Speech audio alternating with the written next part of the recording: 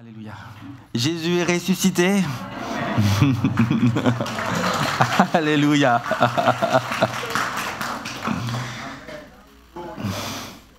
Amen. On va sans plus tarder entrer dans le message. Est-ce que tu peux, s'il te plaît, lancer le PowerPoint? Alors, voilà, merci. J'aimerais donc ce matin vraiment vous apporter un message sur ce thème de la résurrection de Jésus. Et nous allons essayer de comprendre plusieurs choses. Ce ne sera pas juste une proclamation. Vous savez, ce genre de message, des fois, on aime juste proclamer. Je sais que si je passe mon temps à proclamer Jésus ressuscité, vous allez applaudir et dire « ouais ». Mais je voudrais quand même qu'on aille plus loin que ça. Et qu'on puisse essayer de juste aussi comprendre vraiment ce thème et vraiment ce que Jésus a fait pour nous à travers de sa résurrection. Et on va essayer de voir on va voir trois choses essentiellement aujourd'hui. On va voir premièrement simplement qu'est-ce que la résurrection. On va essayer de donner juste une simple définition. C'est important de comprendre vraiment qu'est-ce qui se cache derrière ce mot résurrection, mais aussi la résurrection de Jésus. Et ensuite, on va essayer de comprendre le but de la résurrection. Finalement, qu'est-ce que la résurrection de Jésus, on parle toujours de la résurrection de Jésus, nous apporte de plus. Qu'est-ce que Jésus cherche à nous donner ou qu'est-ce qu'il est venu nous apporter au travers de la résurrection? Et finalement, qu'est-ce que la résurrection apporte de plus dans ma vie, apporte de plus aux hommes autour de moi? Qu'est-ce que ça apporte de plus à la Suisse de savoir que Jésus est ressuscité? Qu'est-ce que ça apporte de plus au monde de savoir que Jésus est ressuscité? Et on va voir que Jésus nous apporte bien sûr un tas de choses, et puis finalement, tout simplement, on va essayer de comprendre comment saisir ces bénédictions, comment nous approprier toutes ces choses que Jésus est venu nous apporter par sa résurrection. Donc tout simplement, on va voir ces trois choses-là et nous laisser bénir par Dieu. Mais juste avant, toujours en introduction, j'aimerais donc bien sûr le redire quand même. Oui, Jésus est ressuscité, la Bible l'affirme. C'est ce qu'un ange a affirmé, on va lire ce texte, c'est ce qu'un ange a affirmé à plusieurs femmes qui suivaient Jésus. On peut le trouver dans Luc 24, 1-8, on va juste le lire quand même ce passage. Le dimanche matin, de très bonne heure, les femmes se rendirent au tombeau emportant les huiles aromatiques qu'elles avaient préparées. Elles découvrirent que la pierre fermant l'entrée du sépulcre avait été roulée à quelque distance de l'ouverture. Elles pénétrèrent à l'intérieur mais ne trouvèrent pas le corps du Seigneur Jésus. Pendant qu'elles en étaient encore à se demander ce que cela signifiait, deux personnages vêtus d'habits étincelants, des anges, se tinrent tout à coup devant elles. Elles étaient toutes effrayées, baissées les yeux vers le sol. Ils leur dirent « Alors pourquoi cherchez-vous parmi les morts celui qui est vivant? Il n'est plus ici, mais il est ressuscité. » Rappelez-vous ce qu'il vous disait quand il était encore en Galilée. Il faut que le Fils de l'homme soit livré entre les mains des pécheurs, qu'il soit crucifié et qu'il ressuscite le troisième jour. Elles se souvinrent alors des paroles de Jésus. Amen. Selon 2 Timothée 3,16, je ne l'ai pas cité, la Bible dit que toute écriture est inspirée de Dieu. Et j'aimerais vraiment vous dire que cette parole de l'écriture, cette portion des écritures est une parole inspirée de Dieu. Ce que la Bible affirme ici est vrai. Nous le croyons. Jésus est ressuscité. Nous pouvons faire confiance, mettre notre confiance, nous appuyer sur ces paroles, nous appuyer sur la Bible. Quand la Bible dit que Jésus est ressuscité, il est ressuscité. Et les disciples de Jésus ont saisi cette vérité et ont commencé à prêcher. C'était le cœur de leur message. C'est d'ailleurs le cœur de l'évangile. Jésus crucifié et ressuscité. Et on peut le lire, le premier message de Pierre après avoir vécu l'expérience de la Pentecôte. Pierre, rempli de l'Esprit, se met debout et va prêcher ce premier message de la résurrection. Il dira: Hommes israélites, écoutez ces paroles. Jésus de Nazareth, cet homme à qui Dieu a rendu témoignage devant vous par les miracles, les prodiges et les signes qu'il a opérés par lui au milieu de vous, comme vous le savez vous-même, cet homme livré selon les desseins arrêtés, selon la prescience de Dieu, vous l'avez crucifié, vous l'avez fait mourir par la main des impies, Dieu l'a ressuscité en le délivrant des liens de la mort parce qu'il n'était pas possible qu'il soit retenu par elle. Pierre, les apôtres vont le prêcher tout au long de leur ministère. C'était le cœur de leur évangile et c'est aussi le cœur de notre évangile, l'évangile de Jésus-Christ. Et j'aimerais vraiment commencer comme ça par cette proclamation: Jésus est vraiment ressuscité. Amen. Amen. Ok, maintenant essayons d'aller un peu plus loin maintenant. Qu'est-ce que... Il n'y a pas que moi qui est convaincu ici, hein. Qu'est-ce que la résurrection? Alors on pourrait dire que c'est l'action bien sûr de ressusciter, mais ça ne nous avance pas plus que cela.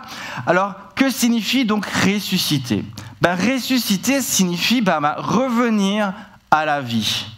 Revenir à la vie ou encore se réveiller du sommeil de la mort.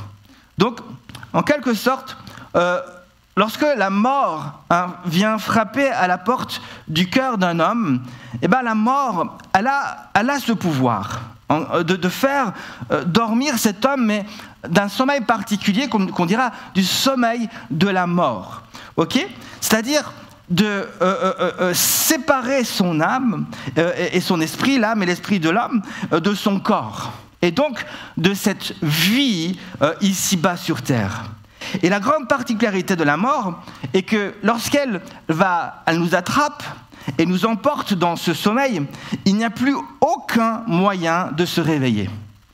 C'est-à-dire de revenir dans notre corps et dans la réalité de cette vie ici-bas sur terre. Ça, c'est une des grandes particularités de la mort. La mort est de ce fait une séparation. Et c'est d'ailleurs le sens du mot grec.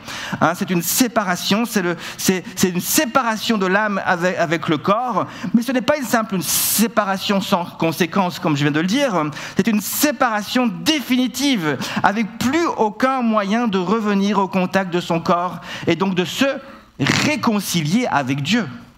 Et ça, c'est important de le mentionner. Car c'est dans ce corps ici-bas sur terre que nous sommes appelés à nous réconcilier avec Dieu. Lorsque nous mourrons sans être réconciliés avec Dieu, dans notre corps terrestre, la mort nous sépare définitivement de Dieu. C'est un message que nous devons proclamer pour que le monde soit conscient de cela. C'est une chose terrible pour un homme de tomber entre les mains de la mort et ne pas avoir été réconcilié avec Dieu. Parce que la mort va le séparer de Dieu, sans que cet homme ait eu cette chance vraiment de se réconcilier avec Dieu. Car d'après la Bible, tous les hommes sont appelés à mourir un jour ou l'autre et à vivre cette rencontre avec la mort. Vous le savez. Je dis vous devez le savoir, mais vous le savez. Alors écoutez bien ce que je vais vous dire. Rencontrer Dieu, c'est un choix. C'est un choix. Si tu ne fais jamais le choix de le rencontrer, tu ne vas jamais le rencontrer. Si l'homme ne fait pas le choix de rencontrer Dieu, l'homme ne rencontrera jamais Dieu. Dieu a déjà fait le choix de me rencontrer. Il a fait le choix de me rencontrer. Maintenant, il attend que je fasse moi le choix. Il attend que le monde fasse le choix de le rencontrer.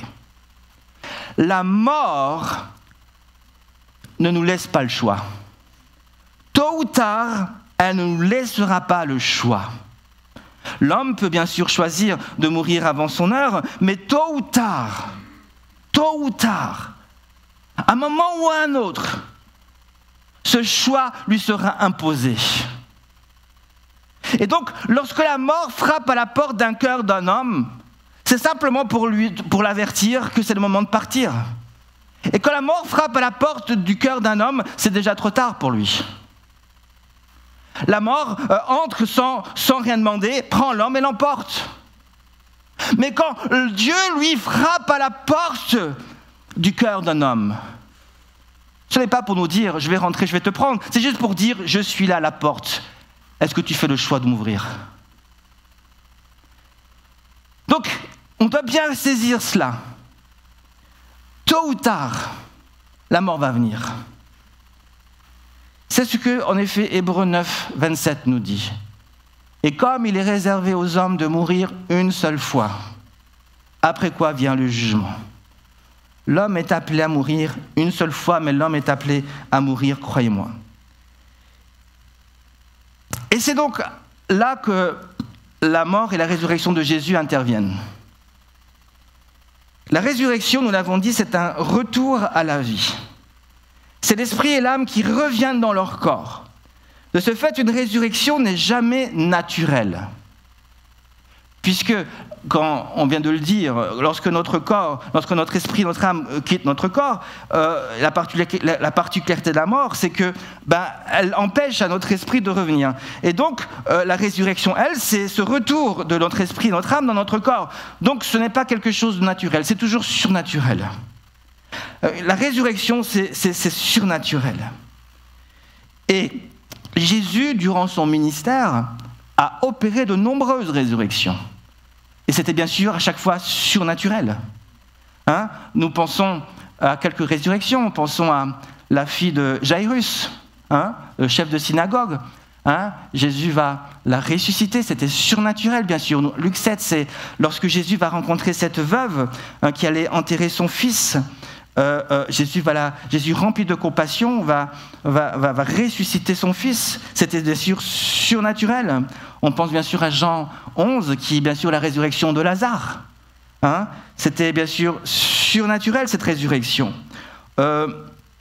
Et puis, on pense aussi bien sûr Matthieu 27, qui est lorsque Jésus va mourir à la croix. La Bible nous dit qu'après avoir rendu son dernier souffle, plusieurs saints vont ressusciter.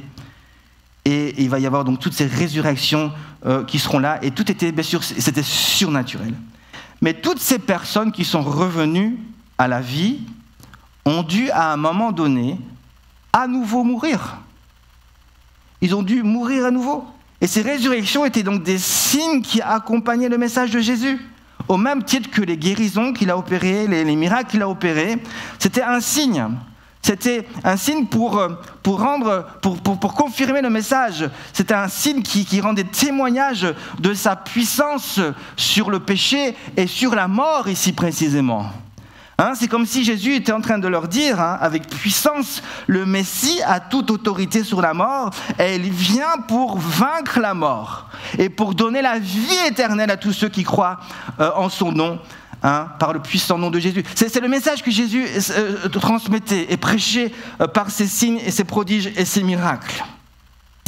Est-ce que Dieu est encore aujourd'hui prêt à ressusciter des morts? Moi, personnellement, je le crois, que Dieu, et puis Dieu le fait encore, si on tend notre oreille et on prend quelques nouvelles de ce qui se passe dans le monde entier, je crois que Dieu fait encore ce genre de choses, mais il ne faut pas maintenant courir. Je ne vais pas maintenant essayer d'aller joindre la morgue et leur dire « Est-ce que je peux passer et je vais prier pour tous les morts qui sont là ?»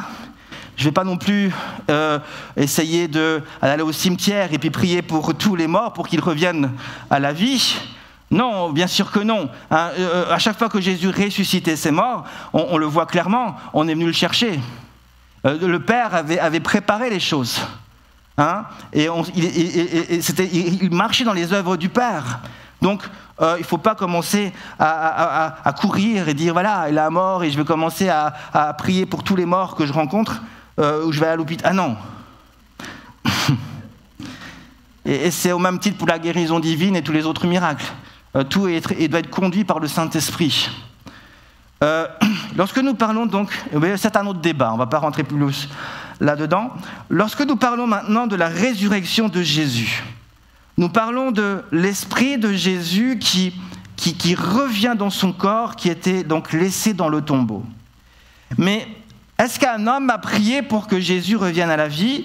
Non, personne. Personne n'a prié pour que Jésus... Et même si un homme aurait prié, la résurrection de Jésus n'aurait pas été causée à cause de la prière de cet homme, parce que l'homme n'a aucun pouvoir en lui-même pour ressusciter une autre personne, et encore moins Jésus. Et parce que la résurrection aussi était le combat de Jésus, était le combat de Dieu.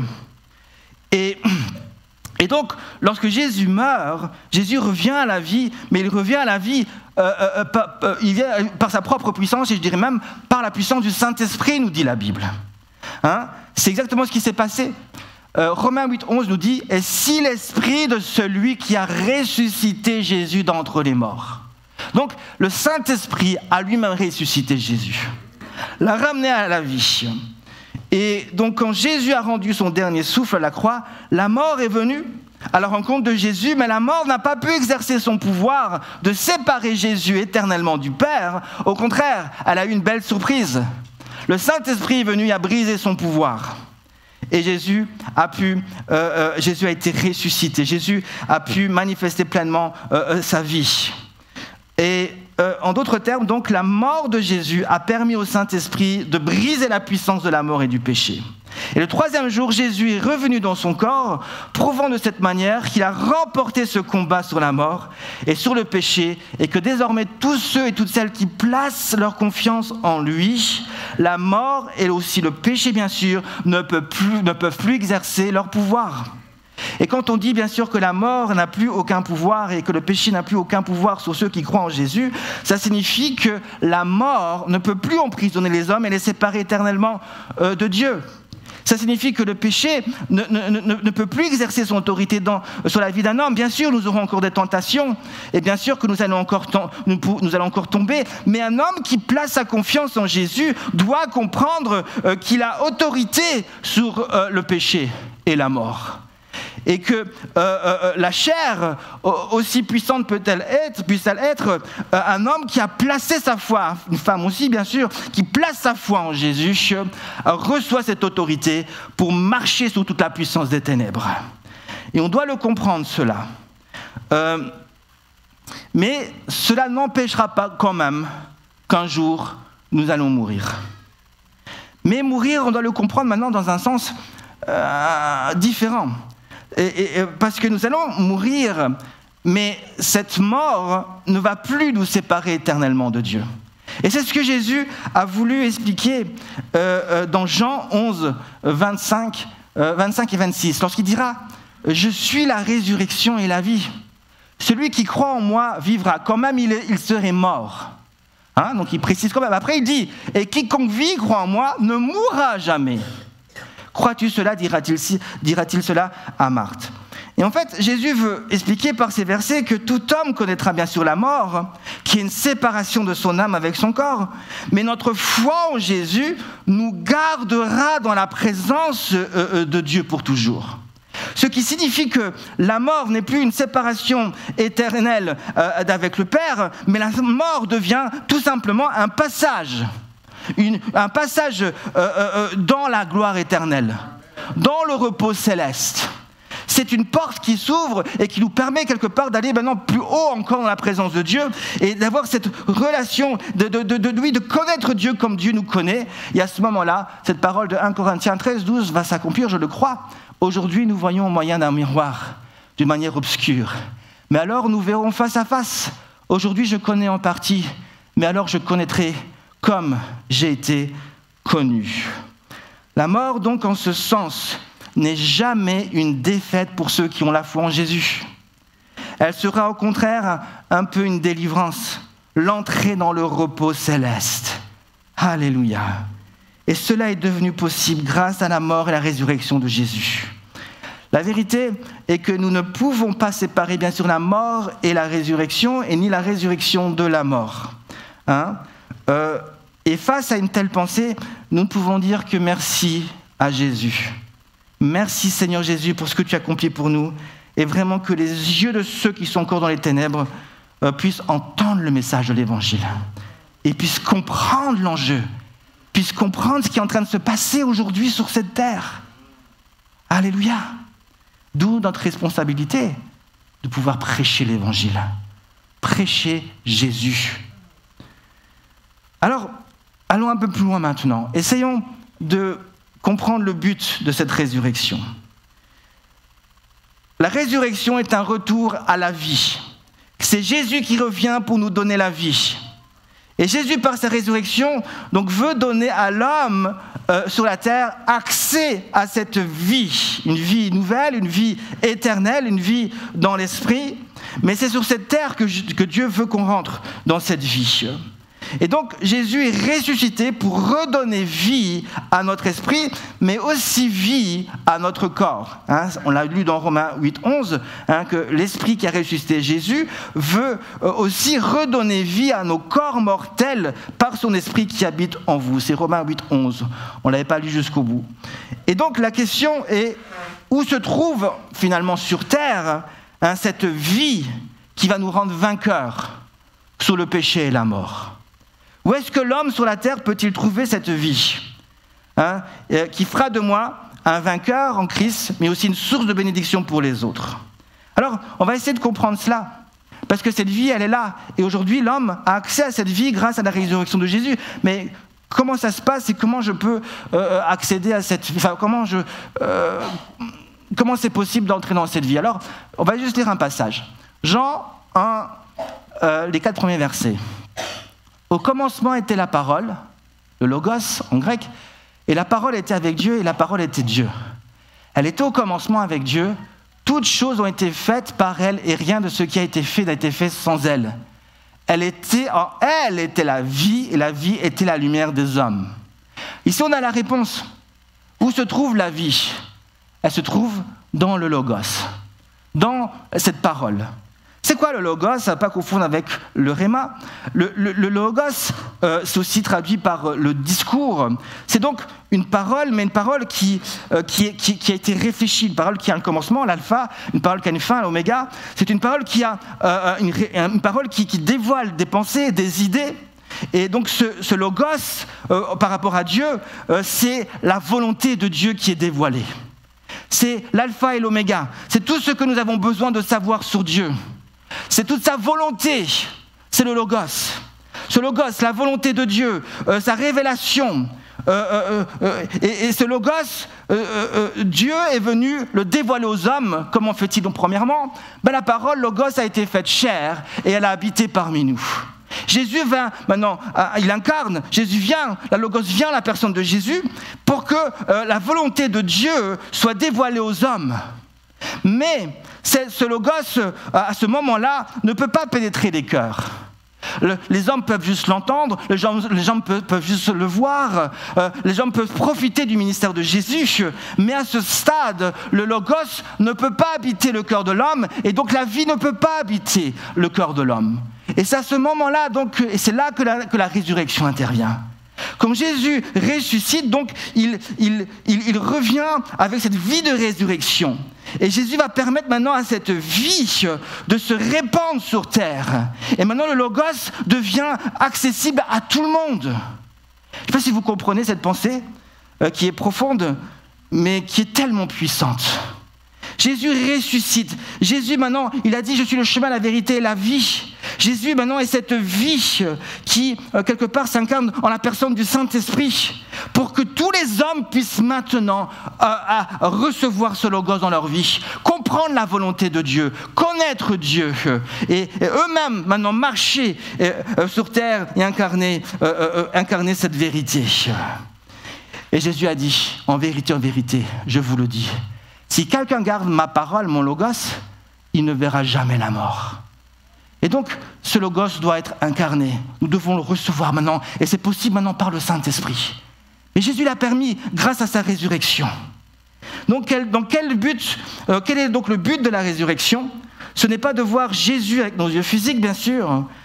Jésus s'est dévoilé à ses apôtres, il s'est dévoilé encore à 500 autres disciples. C'était probablement nécessaire, ils étaient dans un traumatisme, c'était terrible de voir Jésus mourir à la croix. Donc c'était nécessaire que Jésus se dévoile à eux. Jésus avait aussi plusieurs choses encore à leur enseigner. On sait que Jésus, pendant ces 40 jours, va enseigner ses disciples sur toutes sortes de choses qui concernent le royaume de Dieu. Mais à partir du moment où Jésus part, ce n'est plus du tout nécessaire maintenant de voir Jésus avec nos yeux physiques.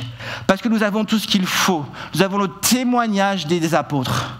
Nous avons la parole de Dieu qui nous a été donnée.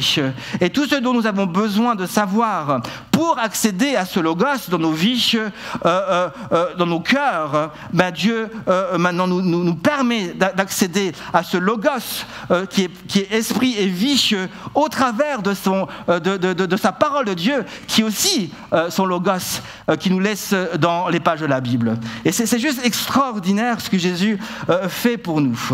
Donc le but de la résurrection, c'est que Jésus puisse maintenant habiter en nous par son esprit. Le logos fait chair maintenant vient en nous grâce à la personne du Saint-Esprit, afin que nous puissions connaître Dieu et avoir cette vie qui est dans ce logos, qui est dans cette parole. Et que maintenant, tous ceux qui gardent sa parole ont la vie, sont victorieux sur la mort et peuvent entrer dans le plan de Dieu. Amen. C'est ce que Non, c'est ce que Galates 2:20, je vous lis ça. Galates 2:20 nous dit « J'ai été crucifié avec Christ, et si je vis, ce n'est plus moi qui vis, c'est Christ qui vit en moi. Si je vis maintenant dans la chair, je vis dans la foi au Fils de Dieu qui m'a aimé, qui s'est livré lui-même pour moi. Amen. » Est-ce que vous comprenez tout ce que je dis? Amen. Alléluia. C'est tellement extraordinaire, la parole de Dieu. C'est extrêmement... Waouh. Alors, on va terminer avec mon troisième point, ok? On va aller plus loin. Comment accéder à cette vie? La réponse est simple, et je vais aller un peu plus rapidement avec ce dernier point, c'est par la foi. Jean 1, 12, 13 nous dit « Mais à tous ceux qui l'ont reçu, à ceux qui croient en son nom, elle a donné le pouvoir de devenir enfants de Dieu, lesquels sont nés non du sang ni de la volonté de la chair, ni de la volonté de l'homme, mais de Dieu. » La foi est un élément extrêmement important que l'homme a absolument besoin s'il veut accéder à cette vie de résurrection. Sans la foi, c'est juste impossible.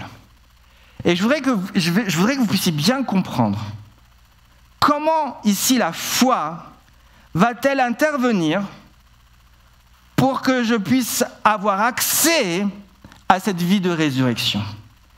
Et je vais m'appuyer sur un verset. Et j'ai eu l'occasion d'enseigner cela lors de la retraite spirituelle avec les jeunes, et je vais reprendre ce verset, et je voudrais vous enseigner cela pour que vous puissiez bien comprendre comment la foi intervient. Éphésiens 2:8, je vais m'appuyer sur ce verset pour vous expliquer cela. Éphésiens 2:8 nous dit ceci, « Car c'est par la grâce que vous êtes sauvés, par le moyen de la foi, et cela ne vient pas de vous, c'est le don de Dieu. » Comment pourrions-nous dire ce verset, mais autrement? La grâce, qu'est-ce que la grâce? La grâce, c'est l'amour de Dieu, mais c'est souvent défini comme étant l'amour immérité de Dieu. C'est un amour, mais un amour qui n'est pas mérité. C'est un cadeau que nous recevons, mais qui n'est pas mérité. On n'a rien fait pour le recevoir. Dieu nous donne ce cadeau parce que juste il nous aime. C'est la grâce. Et donc la grâce, c'est bien sûr Dieu qui nous donne. Et on sait que Dieu est amour. Et donc la grâce, c'est Dieu qui manifeste cet amour. Et donc si on pourrait donc retraduire un petit peu, redonner avec d'autres mots ce verset, par retraduire, mais le dire autrement. Et voici comment on pourrait dire les choses. On pourrait dire que c'est Dieu qui vous sauve, mais il le fait par le moyen de votre foi. Vous ne pouvez pas vous sauver par vous-même, car Dieu seul peut le faire, et c'est un cadeau qu'il vous fait. Alors ça, c'est la traduction Michel Viau. Après, la français courant et les autres, vous avez une nouvelle version. Mais je n'ai pas dénaturé le sens du verset. Je le dis autrement, simplement. C'est Dieu qui vous sauve. Alors ce premier, c'est très important. Je voulais faire apparaître Dieu. C'est Dieu qui vous sauve. Pourquoi c'est important cette première pensée? Parce que l'homme ne peut absolument pas se sauver par lui-même. Un homme qui est assis dans les ténèbres ne peut pas décider, je vais me lever de mes ténèbres et je vais passer maintenant dans le royaume de la lumière. Il ne peut tout simplement pas faire cela. Il n'a pas déjà la force de le faire face aux puissances des ténèbres, face au péché. Il ne peut pas le faire. Et même s'il avait la force de le faire, il n'est pas digne par lui-même d'entrer dans la présence de Dieu. On n'est pas sauvé par les œuvres, et sa nature pécheresse l'empêcherait d'entrer dans la présence de Dieu. Et donc, pour qu'un homme puisse passer des ténèbres à la lumière, c'est Dieu qui doit l'attirer. C'est Dieu qui doit le prendre. Et donc, tous les hommes, toutes les femmes qui sont dans la présence de Dieu sont par définition des hommes et des femmes qui ont été attirés dans la présence de Dieu. Maintenant, nous savons comment nous sommes attirés dans la présence de Dieu. La Bible dit par le moyen de la foi. Et donc, lorsque Dieu s'approche d'un homme et d'une femme, avant de pouvoir attirer cette personne dans sa présence, il va observer s'il voit un élément en particulier qui va lui permettre de l'attirer dans sa présence. Et cette chose, c'est quoi? C'est la foi. Et la foi, pour prendre une image, c'est un peu comme un point d'ancrage. Juste avant, le verset Jean 12, 32 dit en effet, « Et moi, quand j'aurai été levé de la terre, ici, donc on parle de la mort de Jésus à la croix, j'attirerai tous les hommes à moi. » Juste pour vous dire que je ne dis pas n'importe quoi. Donc, nous avons besoin d'être attirés dans la présence de Dieu. Maintenant, la foi est comme un point d'ancrage. Et Dieu va rechercher en nous ce point d'ancrage pour pouvoir nous attirer, pour pouvoir mettre ces cordes, ces cordages d'amour, ces cordages de grâce et pouvoir nous attirer.